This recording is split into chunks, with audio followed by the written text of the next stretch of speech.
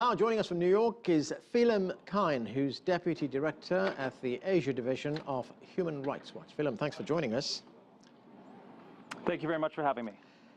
The Australian Attorney General would have us believe, just as our previous guest did, that Australia is acting in a humanitarian way and that it has full consideration of the human rights of those seeking refuge in the country or people seeking asylum in the country. Do you buy that? I absolutely don't buy that. In fact, over the last couple of years, the Australian government has indulged in really shameful scaremongering against asylum seekers and refugees coming to Australia, which both is in breach of Australia's international legal obligations, but in an increasing number of cases puts refugees and asylum seekers in direct danger. How are they put in danger? Well, several ways.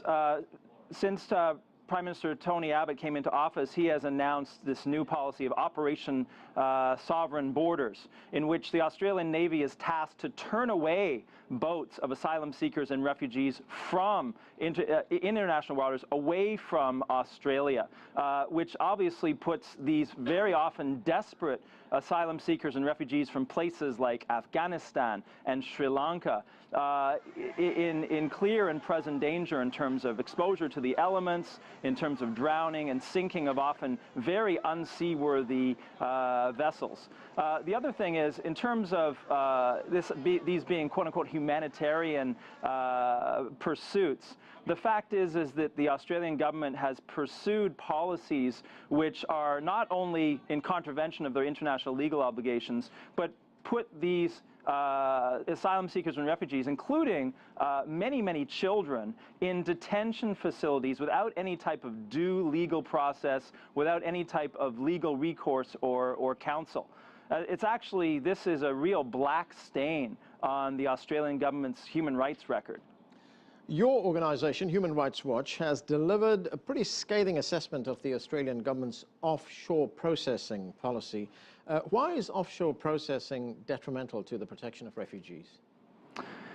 Well, the offshore processing, which the Australian government has effectively outsourced to Papua New Guinea and to Nauru, first off, is a way of insulating the Australian government from its legal obligation to take on the claims of asylum seekers and refugees. So essentially what they're doing is they're outsourcing it to these other countries for financial incentives. And so what we've ended up with is that currently in offshore and onshore processing centers and in detention centers, there are literally thousands of asylum seekers and refugees, including more than 1,000 children who are in legal limbo and who do not have the recourse that's granted them by international law to go to Australia and to legally apply for asylum or refugee status.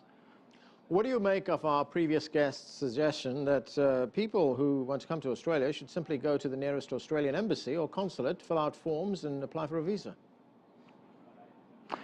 In a perfect world, that would be the case.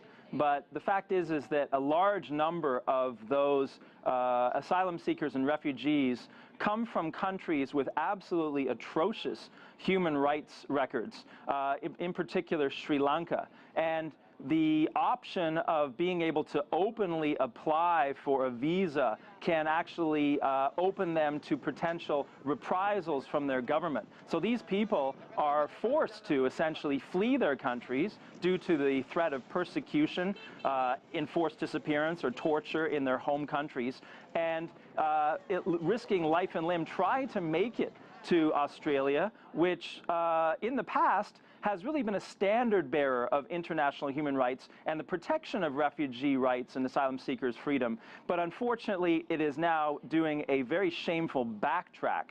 And the fact is, to say that people from countries which do persecute certain segments of their population can simply apply for a visa doesn't match reality.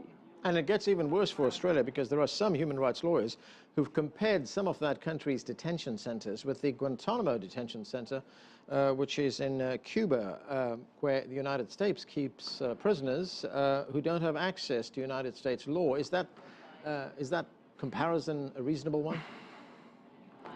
Well, unfortunately so. I mean, last year, the United Nations Human Rights Committee found Australia, through its asylum seekers and refugees policies, to be in violation of the International Covenant on Civil and Political Rights, a total of 143 violations. And the comparison with Guantanamo is not unfair, given that Australia's Security and Intelligence Organization, the ASIO, has designated a total of 46 refugee claimants as security risks, and they are, like those in Gitmo, under indefinite detention without any type of due legal process.